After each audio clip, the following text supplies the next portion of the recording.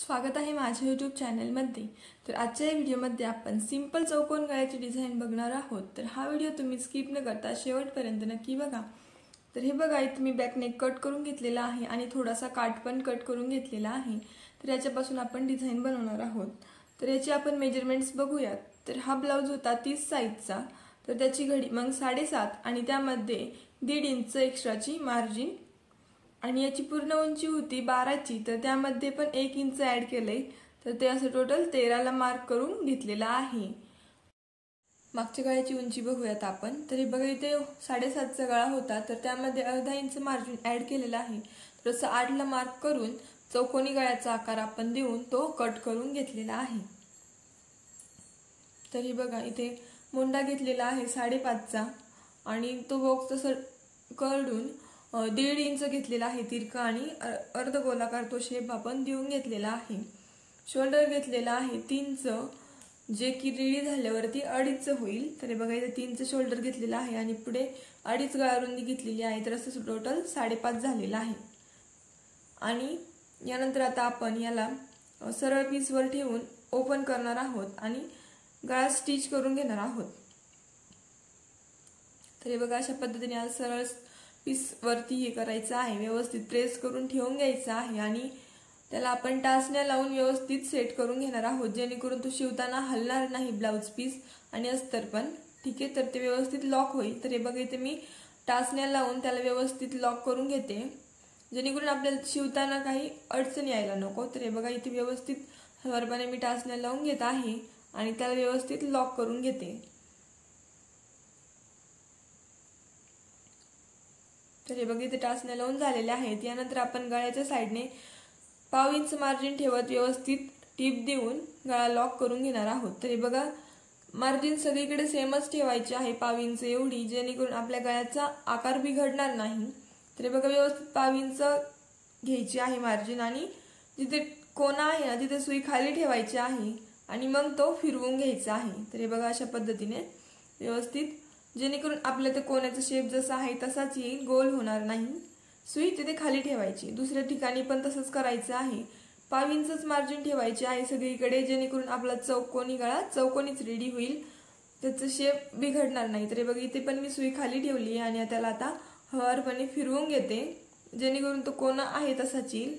तर हे बघा, इथे पण 1/2 इंच मार्जिन घेतलेली आहे आणि व्यवस्थित लॉक करून घेतलेला आहे। तर हे बघा, सगळीकडे 1/2 इंच मार्जिन घेतलेली आहे। तर यानंतर आता आपण कमरेच्या साइडने पण लॉक करून घेणार आहोत, जेणेकरून आपल्याला कमरपट्टी लावण्याचा वेळ वाचेल। तर हे बघा, इथे पण मी पिना लावून व्यवस्थित लॉक करून घेतलेला आहे आणि इकडे पण 1/2 इंच एवढीच मार्जिन ठेवत मी त्याला व्यवस्थित लॉक करून घेत आहे। तर मार्जिन सेमच ठेवायची आहे, कमी जास्त होऊ द्यायची नाही। तर हे बघा, व्यवस्थित आलेलं आहे आपलं। तर यानंतर मी पिना रिमूव्ह करते टाचण्या आणि एक्स्ट्राचं कापड कट करून घेते कमरेच्या साइडचं आणि गळ्याच्या मधलं। यानंतर आपण त्याला सरळ करून घेणार आहोत। तर हे बघा, कापड एक्स्ट्राचं कट करताना अस्तरला कट जाऊ नाही द्यायचा, कारण की आपली ती परफेक्ट कटिंग असते। तर हे बघा, व्यवस्थित हळूवारपणेच कट करून घ्यायचं आहे, गळ्याच्या आतमधलं पण, गळ्याला कट नाही गेला पाहिजे। तर हे बघा, एक्स्ट्राचं कापड कट झाल्यानंतर आपण गळ्याला छोटे छोटे कट्स देऊन घेणार आहोत, जिथे कोणे आहेत तिथे आणि मध्ये पण, जेणेकरून तो व्यवस्थित सरळ होईल। तर हे बघा, व्यवस्थित छोटे छोटे कट्स देऊन घ्यायचे आहेत थोड्या थोड्या अंतरावरती। तर हे बघा, व्यवस्थित अशा पद्धतीने कट्स देताना हळूवार द्यायचे आहेत आणि अशा पद्धतीने त्याला सरळ करून घ्यायचं आहे। तर हे बघा, अशा पद्धतीने व्यवस्थित सरळ करून प्रेस करून घ्यायचं आहे। हे बघा, अशा पद्धतीने व्यवस्थित प्रेस करायचे आणि गळ्यावरती आपल्याला आता टिप देऊन घ्यायची आहे। तर हे बघा, व्यवस्थित टिप द्यायची आहे, अस्तरचं कापड दिसणार नाही आणि ब्लाउज पीसचं पण कापड गोळा होऊ द्यायचं नाही। अशा पद्धतीने तिथे व्यवस्थित टिप देऊन घ्यायची आहे आणि जिथे कोना आहे तिथे सुई खाली ठेवायची आणि अशा पद्धतीने फिरवायचे आणि मग तिथे टिप द्यायची आहे, जेणेकरून आपल्या गळ्याचा आकार आहे तसाच येईल। तर हे बघा, पलीकडे दिसतंय लगेच, इकडे पण अशाच पद्धतीने सुई खाली ठेवायची आणि टिप देऊन घ्यायची आहे। 1 लाईन एवढीच मार्जिन ठेवायची आहे वरच्या साइडने टिप देताना, व्यवस्थित हळूवारपणे टिप देऊन घ्यायची आहे। यानंतर आपण कमरेच्या पण साइडने टिप देऊन घेणार आहोत। तर हे बघा, आपला चौकोनी गळा व्यवस्थित झालेला आहे। कमरेच्या साइडने पण तीच काळजी घ्यायची आहे, अस्तरचं कापड वरती येऊन नाही द्यायचं, जेणेकरून आपले ब्लाउजची फिनिशिंग बिघडायला नको। तर हे बघा, व्यवस्थित करत हळूवारपणे टिप देऊन घ्यायची आहे, जेणेकरून फिनिशिंग बिघडायला नको आपल्या ब्लाउजची, व्यवस्थितच द्यायची आहे टिप। तर हे बघा इथे टीप देऊन झालेली आहे। यानंतर आता आपण आतमधल्या साईडने व्यवस्थित त्याला लॉक करून घेणार आहोत। तर हे बघा आपल्या गळ्याचा आकार आणि कमरेच्या साईडचं पण व्यवस्थित आलेलं आहे। तर यानंतर आतमधल्या साईडने साधारणतः एक लाईन एवढीच मार्जिन ठेवत साईडने व्यवस्थित लॉक करून घ्यायचं आहे प्रेस करत। कुठे कापड गोळा होऊ द्यायचं नाहीये याची काळजी घ्यायची आहे। तर हे बघा व्यवस्थित अशा पद्धतीने एक लाईन एवढीच मार्जिन ठेवायची आहे सगळीकडून आणि व्यवस्थित त्याला लॉक करून घ्यायचं आहे। तर हे बघा व्यवस्थित एक लाईन एवढीच मार्जिन ठेवायची आहे जेणेकरून आपल्याला ते कमी पडायला नको। तर हे बघा इथे व्यवस्थित लॉक करून झालंय। तर आता आपण एक्स्ट्राचं कापड कट करून घेऊयात।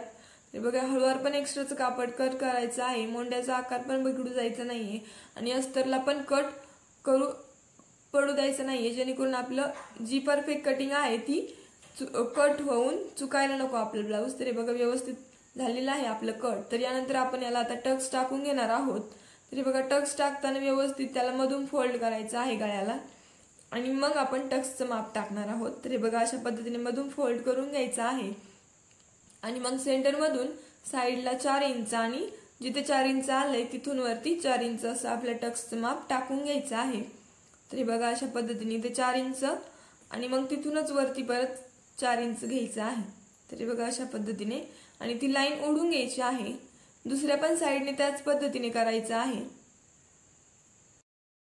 दुसऱ्या साईडने पण तसंच अलीकडे 4 इंच घ्यायचं आहे आणि वरती पण 4 इंच घ्यायचं आहे आणि ती पण लाईन ड्रॉ करून घ्यायची आहे। तर हे बघा अशा पद्धतीने यानंतर हे बघा अशा पद्धतीने पकडायचे की कमरेच्या साईडने खालीवर नाही झालं पाहिजे।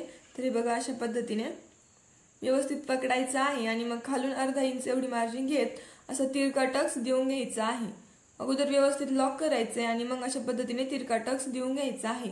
कमी कमी मार्जिन घेत चालायची आहे वरती येताना। हे बघा अगोदर लॉक केलं आणि वरती तिरकी टीप देऊन घेतलेली आहे आणि टक्सची टीप डबल देऊन घ्यायची आहे जेणेकरून ती निघणार नाही लवकर। तर हे बघा व्यवस्थितपणे अशा पद्धतीने त्या टिपेवरती डबल टीप देऊन खालून पण लॉक करून घ्यायचं आहे। दुसऱ्या साईडने पण त्याच पद्धतीने पकडायचे आणि व्यवस्थित अगोदर लॉक करायचे। खाली अर्धा इंच एवढी मार्जिन घ्यायची आहे आणि वरती ती कमी कमी करत तिरका टक्स देऊन घ्यायचा आहे। तर हे बघा अशा पद्धतीने आणि खालच्या साईडने व्यवस्थित लॉक करून घ्यायचं आहे। तर हे बघा इथे आपल्या ब्लाऊजचा बॅक पार्ट शिवून रेडी झालेला आहे। तर यावरती आता आपण मधोमध लेस लावून घेणार आहोत। तर हे बघा जे दोन्ही टक्स आहेत ना त्याच्या मधोमध आपण ती लेस लावून घेणार आहोत। तर बघा खालच्या साईडने व्यवस्थित सरळ आलेला आहे। तर हे बघा इथे जी लेस आहे ती व्यवस्थित आपण सेंटरला ठेवून लावून घेणार आहोत। तर बघा मधोमध ठेवायची आहे टक्सच्या दोन्ही पण साईडने अंतर सेम ठेवायचंय आणि तिथे ती लावून घ्यायची आहे। तर बघा अगोदर थोडंसं फोल्ड करायचंय आणि मग त्यावरती थोडंसं लॉक करून सरळ टीप देऊन घ्यायची आहे। तर बघा अशा पद्धतीने सरळ टीप देऊन घ्यायची आहे आणि पलीकडच्या साईडचं फोल्ड करून अशा पद्धतीने टीप देऊन घ्यायची आहे। तर हे बघा व्यवस्थित ते फोल्ड करायचं आहे, धागेदोरीवरती आले नाही पाहिजे। तर हे बघा सरळ टीप घ्यायची आणि जिथे कोण आहे तिथे सुई खाली ठेवायची आणि मग ती फिरवून परत सरळ टीप घ्यायची आहे। तर हे बघा अशा पद्धतीने आणि चारी पण बाजूने व्यवस्थित टीप देऊन घ्यायची आहे जेणेकरून आपली लेस निघणार नाही। तर हे बघा व्यवस्थित जिथे कोण आहे तिथे सुई खाली ठेवायची आणि सरळ टीप इकडे घ्यायची आहे आणि ते व्यवस्थित फोल्ड करून ठेवायचं आहे जेणेकरून त्याचे धागे निघणार नाहीत वरती।